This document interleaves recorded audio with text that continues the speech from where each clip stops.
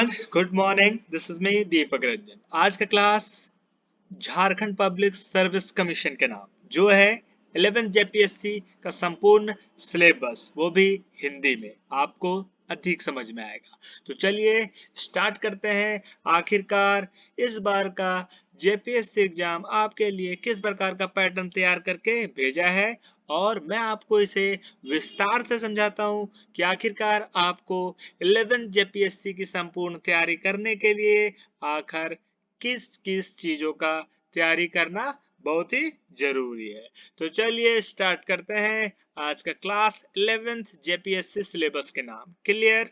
चलिए स्टार्ट करते हैं। दोस्तों, जिन्हें नहीं पता है, मैं उसकी जानकारी के लिए बताना चाहूंगा कि जेपीएससी का सिलेक्शन प्रोसेस मुख्यतः 3 चरण में पूर्ण होता है, जिसके बारे में नीचे मैंने पूरे विस्तार से समझाया है। उसके लिए हमारे साथ जुड़े रहें। जिसमें ये जो हमारा 3 चरण में एग्जाम होने वाला है, उसमें जो हमारा प्रारंभिक एग्जाम होता है वो होता है प्रीलिम्स, सेकेंड होता है मेंस, एंड जब लास्ट होता है वो होता है इंटरव्यू। क्लियर? तो प्रीलिम्स एग्जाम निकालने के बाद आप मेंस में जाइएगा, और मेंस का एग्जाम क्लियर करने के बाद आप इंटरव्यू प्रोसेस में जाइएगा। तो सीधा सीधा यह कहना है कि जेपीएससी आपका 3 चरण में एग्जाम लेता है, prelims, mains and interview. Clear है? तो चलिए अब आगे देखते हैं। जेपीएससी प्रीलिम्स एग्जाम पैटर्न अब क्या बताता है आपको। तो दोस्तों, यहाँ पर मैंने जेपीएससी प्रीलिम्स के एग्जाम पैटर्न के बारे में पूरे विस्तार से समझाया है, जिसे आप यहाँ से पढ़कर जानकारी प्राप्त कर सकते हैं। जेपीएससी प्री की परीक्षा बहुविकल्पिक मतलब ऑब्जेक्टिव प्रकार की होती है।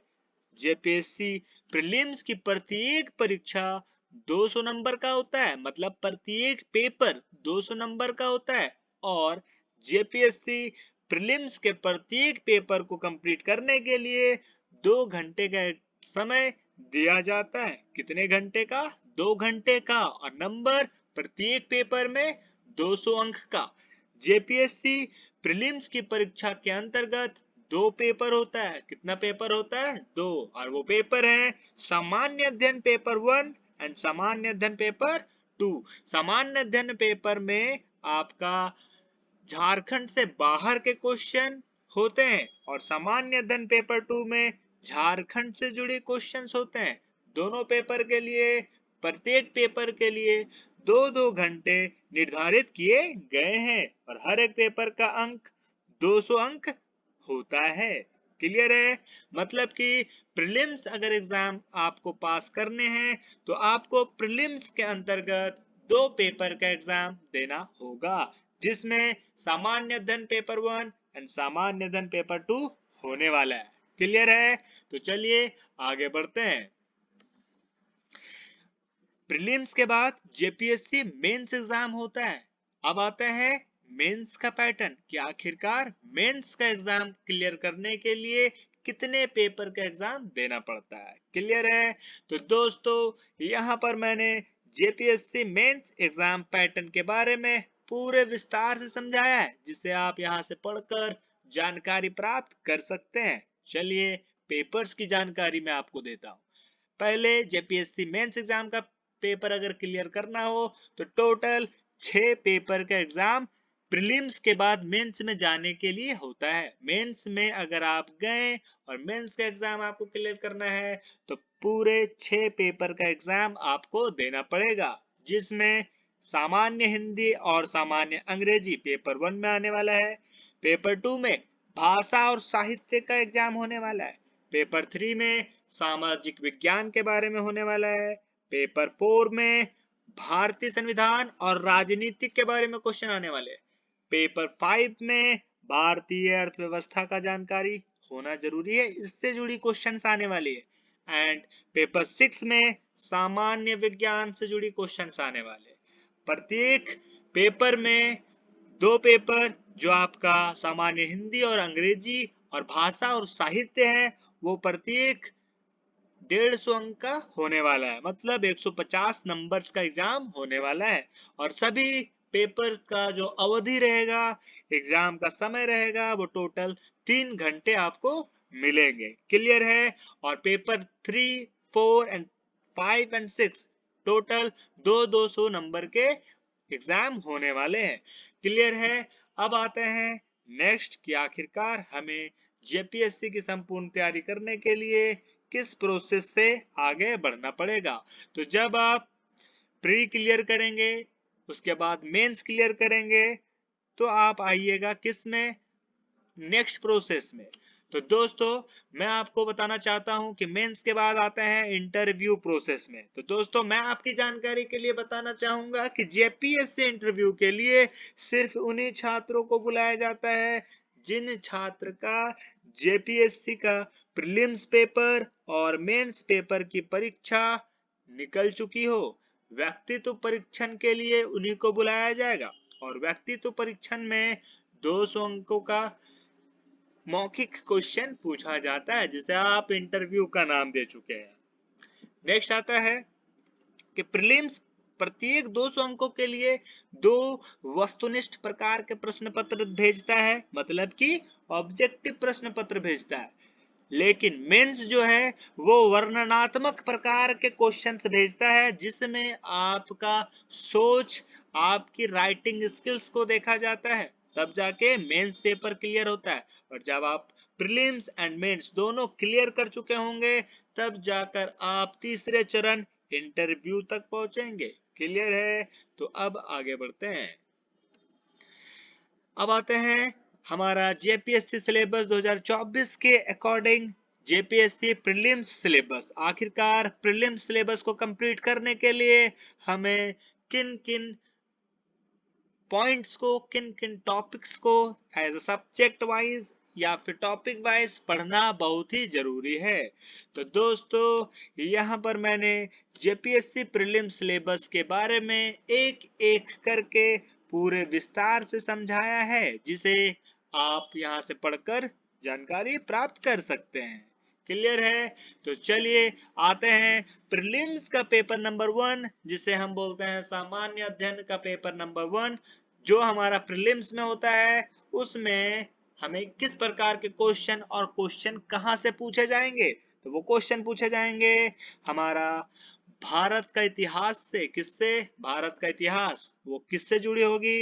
या तो प्राचीन भारत से या फिर मध्यकालीन भारत से और आधुनिक भारत से। मतलब भारत के इतिहास में प्राचीन भारत, मध्यकालीन भारत, आधुनिक भारत से जुड़ी क्वेश्चंस प्रीलिम्स के पेपर नंबर 1 में आते हैं।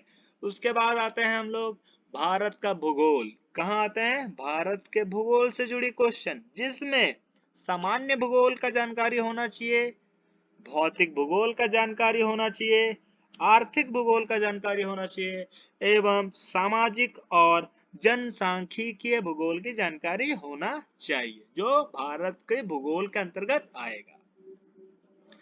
उसके बाद आते हैं हम लोग भारतीय राजनीति और शासन जिसमें भारत का संविधान के बारे में क्वेश्चंस होंगे, लोक प्रशासन और सुशासन के बारे में क्वेश्चंस होंगे, विकेंद्रीकरण में पंचायतें और नगर पालिका से जुड़ी क्वेश्चंस होंगे, आर्थिक और सतत विकास से भी जुड़ी क्वेश्चंस होंगे, भारतीय अर्थव्यवस्था की बुनियादी विशेषताएं और सतत विकास और आर्थिक मुद्दे से जुड़ी क्वेश्चंस पाए जाएंगे जो पॉइंट किस में आएंगे?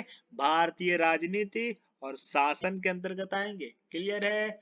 इसके बाद आते हैं हम नेक्स्ट जिसमें हमें पता चलेगा कि आर्थिक सुधार और वैश्वीकरण से जुड़ी भी क्वेश्चंस आएंगे जिसमें हमारा विज्ञान और तकनीक से जुड़ी क्वेश्चंस होंगे, सामान्य विज्ञान से जुड़ी क्वेश्चंस होंगी, कृषि और प्रौद्योगिकी विकास से जुड़ी क्वेश्चंस होंगी, सूचना एवं संचार तकनीक से जुड़ी क्वेश्चंस होंगी, झारखंड के लिए विशिष्ट प्रश्न भी क्वेश्चन पूछे जाएंगे, झारखंड के लिए विशिष्ट प्रश्न एवं सामान्य जागरूकता के लिए क्या मुद्दा उठाया गया है क्या नहीं उससे जुड़े क्वेश्चंस पूछे जाएंगे, इतिहास, समाज, संस्कृति एवं विरासत से जुड़ी क्वेश्चंस पूछे जाएंगे। उसके बाद इंपॉर्टेंट पॉइंट्स में करंट अफेयर्स भी पूछे जाएंगे जो राष्ट्रीय स्तर से एवं अंतरराष्ट्रीय स्तर पर भी होने वाले हैं। क्लियर है? अब आते हैं नेक्स्ट, विविध से जुड़ी जानकारी। प्रीलिम्स पेपर नंबर 1 के लिए विविध से जुड़ी जानकारी पाने के लिए आपको मानवाधिकार के बारे में जानना होगा, पर्यावरण संरक्षण, जैव विविधता और जलवायु परिवर्तन से जुड़ी क्वेश्चंस जानने होंगे, शहरीकरण से जुड़ी जानकारी रखनी होगी, खेल से जुड़ी जानकारी रखना पड़ेगा, आपदा प्रबंधन से क्वेश्चंस आएंगे, गरीबी और बेरोजगारी से जुड़ी क्वेश्चंस आएंगे। उसके बाद भारत में मिले पुरस्कार एवं कौन सा पुरस्कार किस वजह से दिया गया है इसकी जानकारी रखना पड़ेगा, एवं संयुक्त राष्ट्र और अन्य अंतरराष्ट्रीय एजेंसियों के बारे में जानकारी अवश्य ही रखना पड़ेगा। क्लियर है? अब आते हैं हमारा सामान्य अध्ययन पेपर 2 जो प्रीलिम्स का पेपर नंबर 2 होने वाला है, जिसे जनरल स्टडीज पेपर 2 का मैंने नाम दिया। अब आते हैं आखिरकार सामान्य अध्ययन पेपर 2 में किससे जुड़ी क्वेश्चन आता है। तो मैंने शुरू में ही आपको बोला कि सामान्य अध्ययन पेपर 2 में हमारा झारखंड से जुड़ी सारी क्वेश्चंस होंगे और उसी से हमारा सारा प्रीलिम्स एग्जाम निकालने में मदद मिलेगा। तो चलिए देखते हैं जनरल स्टडीज पेपर नंबर 2 में हमारा जो सिलेबस है वो क्या है। हमारा सिलेबस है झारखंड का इतिहास के बारे में जानना कि आखिरकार झारखंड का इतिहास क्या है, क्या था, ये सारा कुछ। मुंडा का शासन मतलब मुंडा शासन व्यवस्था, नागवंशी शासन व्यवस्था एवं पढ़ा पंचायत, मांझी परगना, मुंडा मानकीक एवं ढोकलो सोहोर, जाति पंचायत, झारखंड आंदोलन एवं झारखंड के आदिवासियों के बारे में जानकारी अवश्य रखना पड़ेगा। क्लियर है? अब आता है नेक्स्ट जो है हमारा झारखंड के स्वतंत्रता सेनानियों के बारे में जानना अवश्य जरूरी है, झारखंड के रईस के बारे में जानना जरूरी है, झारखंड आंदोलन और राज्य का गठन भी जानना जरूरी है कि आखिरकार झारखंड में कितने प्रकार का आंदोलन हो चुके हैं और झारखंड का गठन कैसे, कब, क्यों, किन कारणों से हुआ है। नेक्स्ट आते हैं झारखंड की क्या विशेषता है, इस पर विचार करना पड़ेगा। झारखंड की सामाजिक स्थिति के बारे में जानकारी रखनी पड़ेगी, झारखंड की सांस्कृतिक स्थिति एवं राजनीतिक स्थिति एवं आर्थिक स्थिति के बारे में जानकारी रखना पड़ेगा, झारखंड की धार्मिक विशेषताएं एवं पहचान और झारखंड की संस्कृति के बारे में जानना अवश्य ही जरूरी है क्योंकि झारखंड से जुड़ी हमारा सामान्य अध्ययन पेपर 2 होने वाला है। अब आते हैं नेक्स्ट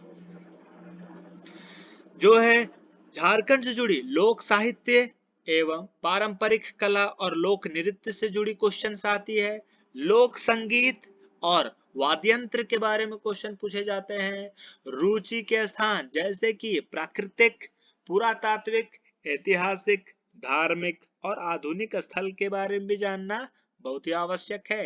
किसके लिए? जेपीएससी क्लियर करने के लिए।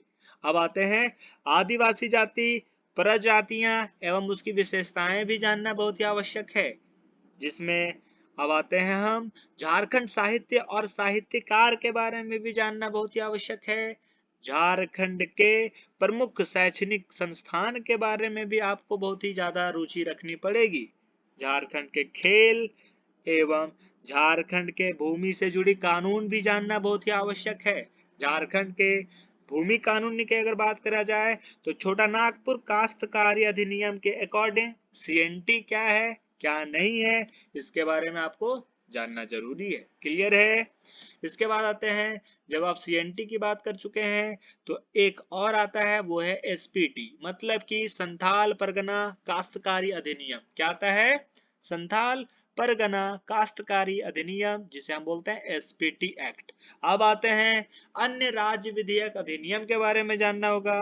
उसके बाद 1947 के बाद झारखंड में आर्थिक विकास का इतिहास और झारखंड का भूगोल क्या है, क्या था, इसके बारे में जानकारी रखना होगा।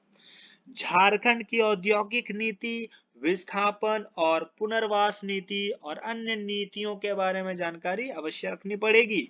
झारखंड में प्रमुख उद्योग और औद्योगिक विकास का नाम और स्थान ये भी जानना जरूरी है।